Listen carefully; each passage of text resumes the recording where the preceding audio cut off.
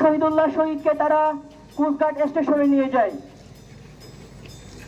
এই সময়ে যদি আমরা জানেন না যে আজকে আমাদের এই মানববন্ধনের মূল কারণ কোনটা, আপনাদের বিষয়টা স্পষ্ট করে বলতে চাই।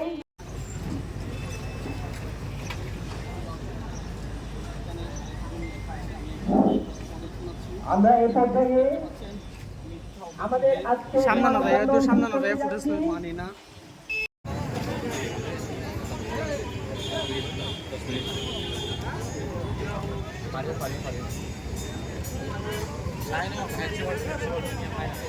আঙ্কেল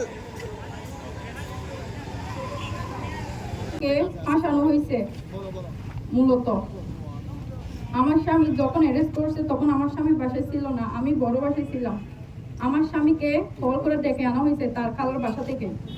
আনার পর মোটরসাইকেলের থেকে তুলে নেওয়া, গাড়ির হ্যান্ডকাফ লাগায় গাড়িতে তুলে নেয়।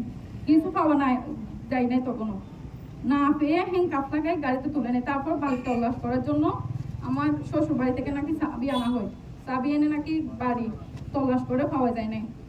তারপর বাসার প্রায় অনেক একটু দূরে একজন লোক গিয়ে নাকি পুলিশ নাকি ওরা গিয়ে একটা পিস্তল উদ্ধার করে। আচ্ছা বলেন, আপনি বলেন বলেন। এটা পাওয়ার পর নিয়ে আসে। আর ঘাটের এরা সভাপতি দিয়েছিল আমার মোটারদের ঘাটে নাকি আগে একজন সভাপতি ছিল। ও থাকা অবস্থায় অনেক খারাপ কাজ করছে, প্রচার করছে মায়ানমারে। এই দাম মেম্বার আর এতগুলো তো আমি নাম এগুলো একজন বলে ফেলছে অলরেডি। আপনারটা বলেন এখন। আপনারা কি চাচ্ছেন? আপনারা এখানে এসে কি চাচ্ছেন একটু বলেন। আপনার স্ত্রী হিসেবে দাবি কি এটা বলেন। আমার দাবি একটাই, শাস্তি দোষ না করে শাস্তি কেন পাবে? দোষ যদি করতো শাস্তি অবশ্যই পেত।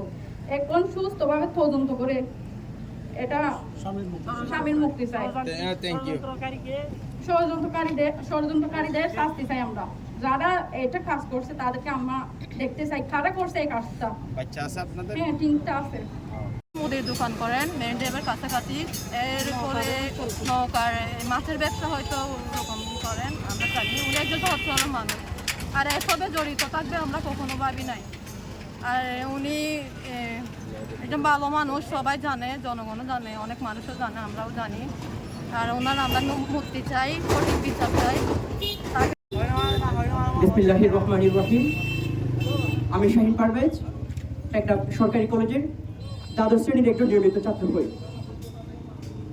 সম্মানিত সাংবাদিক ভাইয়েরা, আজকে আমাদের এই মানববন্ধনের প্রধান কারণ হচ্ছে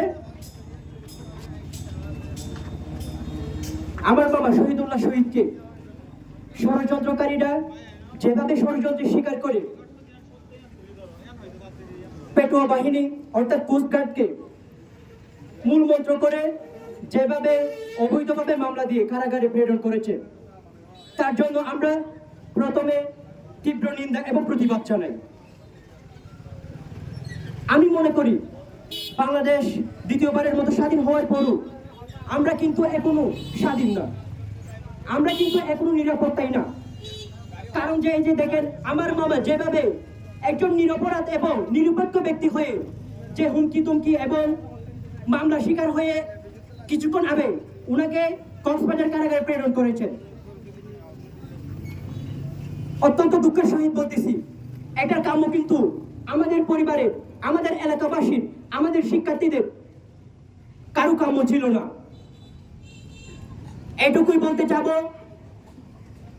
আমরা আমাদের বাংলাদেশের সকল নাগরিকের নিজ নিজ স্থান থেকে নিজ নিজের নিরাপত্তা চাই, নিজ নিজের স্বাধীনতা চাই। বেশি কিছু বলবো না।